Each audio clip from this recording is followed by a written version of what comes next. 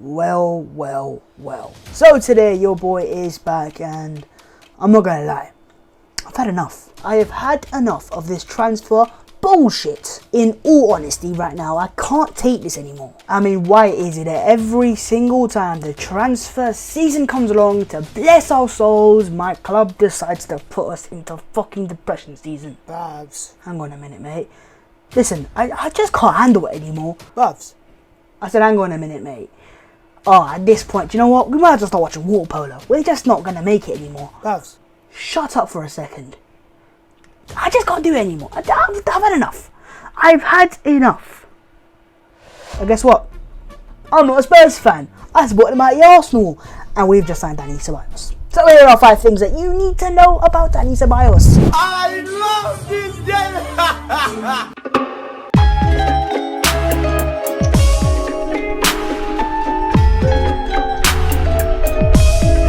Welcome to the mighty Arsenal, DANI CEBALLOS, whatever your fucking name is. I know we don't have the UEFA Champions League, but who cares, man? That shit's overrated anyways. Way too soon. Yo, what is on, guys? My name is Fast14 and welcome back to my channel. Today we are welcoming my new friend and Arsenal's newest signing, DANI CEBALLOS, to the mighty Arsenal. Yes, that is right. He could have gone to Spurs, but you know, he's not the biggest fan of Nando's. Anyways, enough of the jokes and put the banter to one side because let's get honest, Spurs are better than Arsenal. Sorry, can't say that. But yeah, nonetheless, here are 5 things that you hopefully do not know about DANI CEBALLOS. Let's go. 5. Betis roots. Now, despite DANI CEBALLOS coming from Real Madrid to the mighty Arsenal, I think it is worth us starting talking about the team where he made his name, Real Betis. As a youth player, DANI CEBALLOS started his career at Sevilla, and he was at Sevilla until the age of 14, where thereafter that he got released because of a chronic disease with bronchitis or bronchiotis. I just know it affects your breathing because obviously, as you can see, I'm not the biggest fan of PE, or I like playing football, but that's about it. Nonetheless, the Ceballos is then picked up by hometown club CD Utrera. Hope I didn't butcher that, by the way. Where Ceballos played his trade for a few years until finally moving to the team that we're going to talk about now, Real Betis. Hold it right there though. Make sure to go down there, smash a like on the video if you are enjoying the video so far, and if you like my content in general, subscribe to the channel if you like my content in general as well, and much appreciated. I'm on the road to 5,000 subscribers, so again, massively appreciated. Comment below your thoughts on DANI CEBALLOS as a player. Are you happy with the signing? I know it's just a loan, so are you happy with the fact that he's coming on loan and probably won't play for us next season ever again? And yeah, where were we? Oh, Real Betis. Let's talk. So as previously mentioned, Ceballos did sign for Real Betis from his hometown club, and he signed his first professional contract in 2014,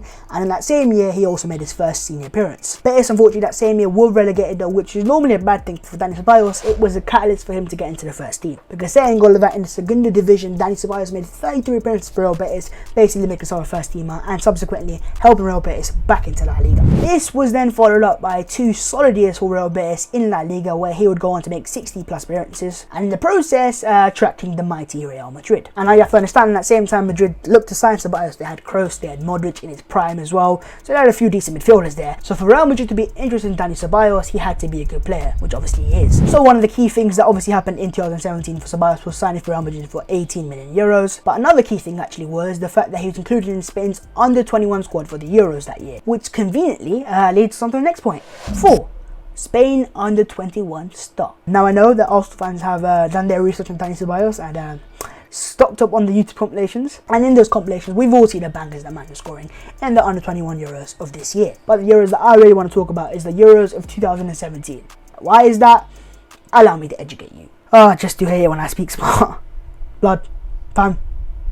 Let's just get into this. As I stated in my last point, DANI CEBALLOS did make the under-21 Euro squad for Spain in 2017. Now I already know what you're saying. Under-21 Euros, who cares about it? I mean, we all care about the senior one, not the under-21s. But allow me to mention some of the players that were in that Spain squad that year. Kepa Arrizabalaga, Hector Bellerin, my guy, come on, gang.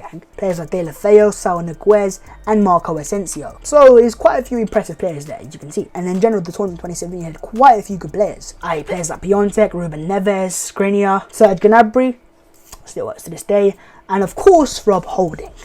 Big up the man there. Now the reason why I've name dropped all these players is just to show how good of a tournament that was. I mean, the quality of players that were there. So the point I'm trying to lead you on to is, who was the player of the tournament out of all this bunch of talented players that year? Holy shit. It was a fly. It was an animal. And I got scared. Fortunately, I don't have Kolasinac backing me up because he is obviously a tank. Don't ever mess with Kolasinac again. He might not be the best of players, but he's a fucking tank in real life. So as I was saying before I got interrupted by this wild animal that's in my room, who was the player of the tournament in the 2017 Under-21 Euros then? It was, of course, the main man, DANI CEBALLOS. So a true testament to the level of player that Arsenal was signing here. You hear that, Tottenham fans? Yeah, I know. It burns. A bit like me right now, because this weather, bro. Fucking burning, mate. 3. Versatility. Now, as proven by my last 2 points, DANI CEBALLOS is quite a good player. In fact, how he hasn't won a Ballon d'Or yet evades me. Fix up FIFA. But nonetheless, sometimes being just a good player isn't enough for Unai Emery.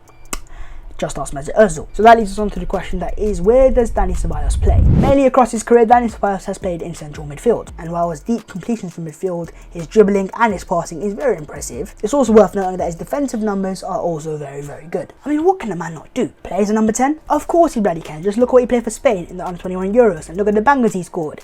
Need I say more? I mean, surely he can't play out wide. That's where you're wrong. He also can play out wide. He played out wide for Real Madrid twice last year. And to play out wide for Real Madrid when you got Vinicius Jr., Gareth Bale, and a few other good wingers, yeah, he can even play out wide. This is just mad. Unfortunately, though, he can't play centre back, so our quest for a decent defender goes on. Don't know when that's going to end. So overall, he can play as a centre midfielder, play as a 10, play out wide, has got fantastic dribbling numbers, can pass, can tackle, and this surely can't get better. Or can it? 2. Rejection for Tottenham Hotspur.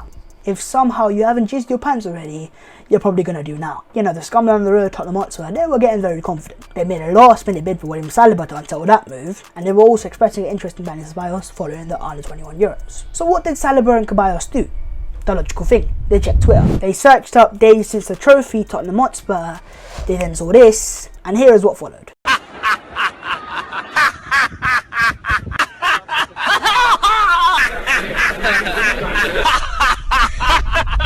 DANI CEBALLOS, you fucking legend. Don't ever get loud again, you Dixie chicken merchants.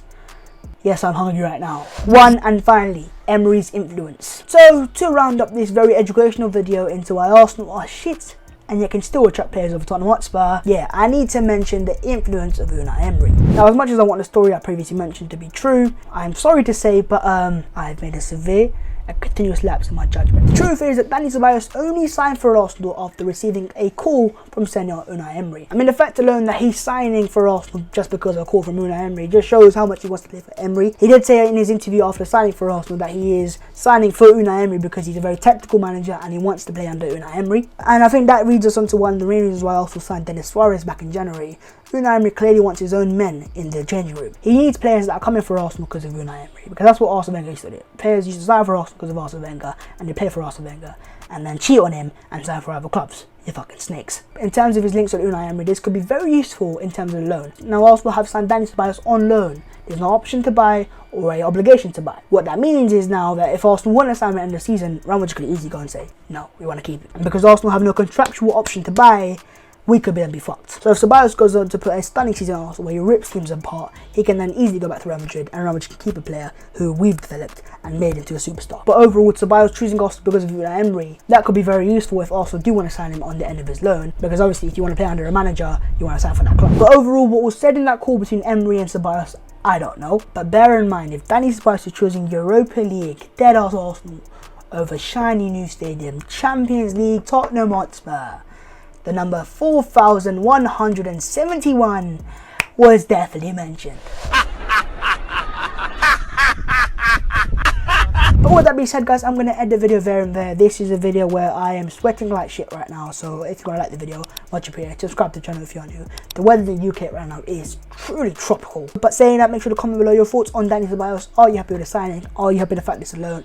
And who should also sign? Make sure to comment below #team40 in the comments below if you would like a shout out video saying that. Shout out to, and shout out to. Make sure to follow my social medias. Links will be in the description. Much appreciated as always. And with that being said, a massive welcome to Arsenal, DANI CEBALLOS.